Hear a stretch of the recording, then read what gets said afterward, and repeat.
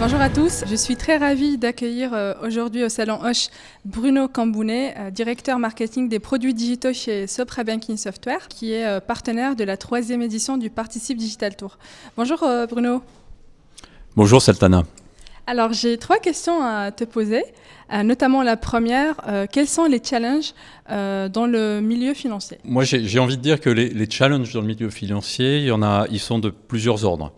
Le premier, c'est qu'aujourd'hui, en tout cas, on assiste depuis un certain temps, notamment sous l'influence des réglementations, mais pas que, à la prise de conscience que les banques doivent participer aux autres écosystèmes industriels et que l'écosystème financier en tant que tel n'existe pas. Et la raison à ça, c'est que tout le monde est à la course pour développer la meilleure expérience client.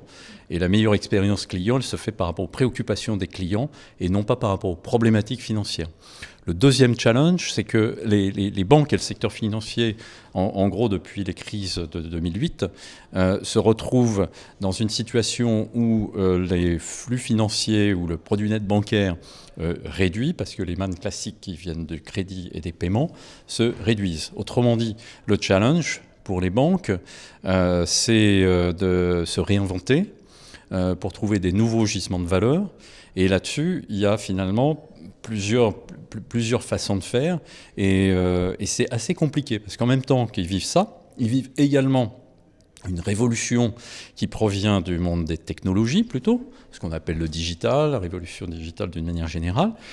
Et ça, c'est extrêmement perturbant parce qu'il y a des nouveaux entrants qui se focalisent sur certains points clés de l'expérience client pour apporter des solutions qu'ils font finalement indirectement avec les banques et le secteur financier, sans pour autant avoir besoin d'être une banque en tant que telle. Les banques se retrouvent attaquées de toutes parts, plus de réglementation, besoin de se réinventer et une compétition acharnée, alors que le domaine en termes de potentiel de revenus baisse. Selon vous, quelles sont les clés de succès pour bien percer dans ce domaine ? Je vais redire quand même une petite évidence. C'est que une banque, ou un acteur financier d'une manière générale, elle doit choisir sa stratégie. Et sa stratégie, elle va se trouver entre soit une position où résolument ils se positionnent en distribution de produits financiers, donc ils vont exceller sur telle et telle gamme de produits financiers qui peut-être devient une commodité dans des cas d'usage client, mais donc ils sont se focaliser là-dessus et massifier et être capables d'avoir une offre hyper performante. Soit au contraire, ils vont se mettre à aller offrir des services qui dépassent les services financiers pour pouvoir positionner dans des chaînes de valeur sur des moments de vie clients les produits financiers qu'ils ont l'habitude de promouvoir. Enfin, typiquement, des crédits, des paiements, etc., mais dans des chaînes qui intéressent le client. Et donc, ce choix stratégique, il n'est pas en plus monolithique. On peut choisir sur certains segments de marché ou certaines géographies d'être dans une certaine position et dans d'autres dans d'autres positions. D'accord. Et parlons justement de ce positionnement. J'aimerais savoir quelle est la vision de Sopra Banking Software et comment vous vous positionnez par rapport à cet écosystème. Par nature, Sopra Banking Software est là pour apporter des solutions logicielles ou progicielles ou de services au secteur financier.